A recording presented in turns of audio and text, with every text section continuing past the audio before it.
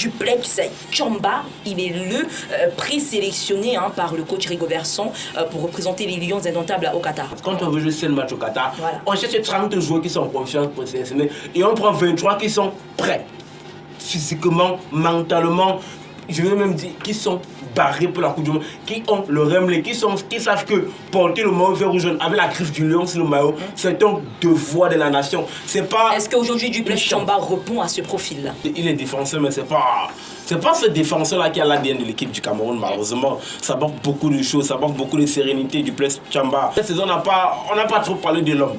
Peut-être là, on n'a pas eu le temps de l'observer. Est-ce que la saison dernière, on a parlé de lui? Non. Est-ce que la saison d'avant, on a parlé de lui? C'est pour ça que j'ai dit au départ que Duplex Tchamba n'est pas le style de jeu Quand qui est-ce qu'on a parlé de Duplex Tchamba? Quand on l'a nominé pour les précédentes sélections sur le télé, on a quand même parlé de lui, voilà, dans les médias. C'est pour ça que j'ai dit au départ, Duplex Tchamba n'est pas le joueur qui a le profil d'un défenseur de l'équipe nationale du Cameroun. Ça ne se ressent pas, il n'y a pas l'engagement de Duplex Tchamba quand il joue. J'ai rien contre le joueur, vraiment, ses followers, ses Facebook vont nous excuser parce qu'on sait que là, il y a l'arme avec les canons.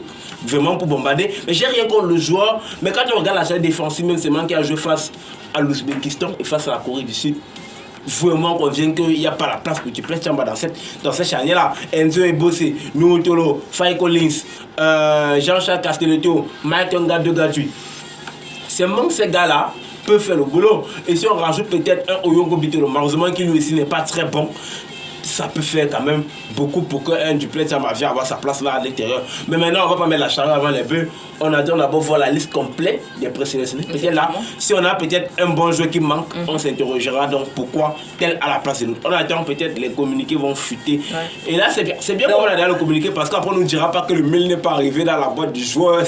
Bon, après Duplex Tchamba, on a déjà quelques noms qu'on peut citer, comme celui du jeune qui a remporté la Coupe d'Afrique des Nations des U17 en 2019, Steve Mvoué, qui fait aussi partie de cette liste de présélectionnés du coach Rigobertson. On aura certainement le temps d'en parler lorsque Rigobertson publiera de façon officielle cette liste. On aura l'occasion d'en parler, on aura l'occasion de décrypter, comme ça, de faire notre petit commentaire sur les différents joueurs. Parce que rappelons que l'objectif de cette Coupe du Monde, c'est d'aller jouer cette match. Et pourquoi pas remporter la Coupe du Monde.